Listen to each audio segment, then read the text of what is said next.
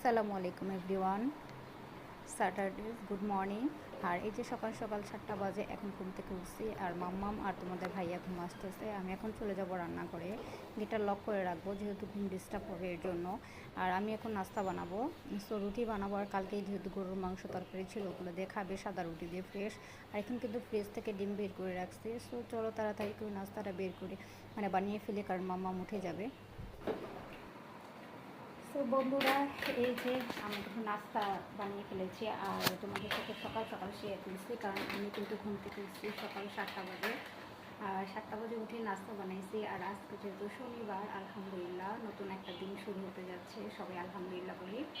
আর আমার ভিডিওটা অবশ্যই তোমরা স্কিপ করবা না, পুরো ভিডিওটা অবশ্যই দেখবা। অবশ্যই চ্যানেলটাকে একটা সাবস্ক্রাইব করে দিও প্লিজ। আর হচ্ছে like comment share obviously support করো, কারণ তোমাদের জন্য কষ্ট করে ভিডিও বানাই। আর হচ্ছে এই যে সকাল তো উঠেছি 7টা বাজে, উঠে সবার জন্য ফ্যামিলি সবার জন্য নাস্তা কমপ্লিট করে খাওয়া দাওয়া শেষ করেছি। আজকে তোমার ভাইয়া হচ্ছে বাসায়। আর এই যে আমার ময়না বাচ্চা, সেও মানে খালি গায়ে আছে, এই জন্য তার বেশি গরম লাগে, সো এর জন্য যেমন পরায় দিই নেই, ডায়পার খুলে ওয়াশ করে লোশন দিয়ে দিয়েছি আর প্যান্ট পরায় রাখছি।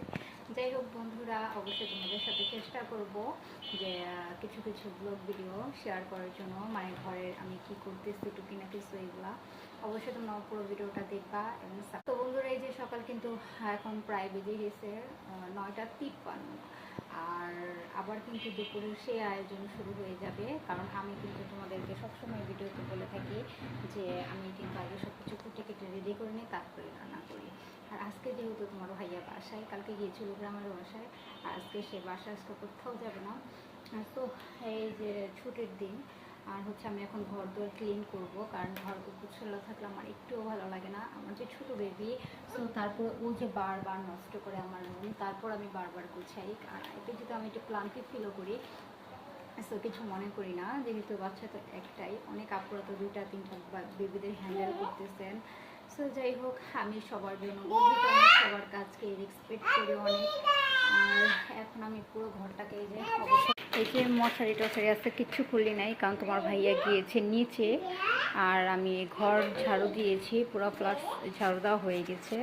তো এই যে তার পাঞ্জাবি সে ঝুলিয়ে রাখছে, আর আমার বেবি তো এই যে করতেছে।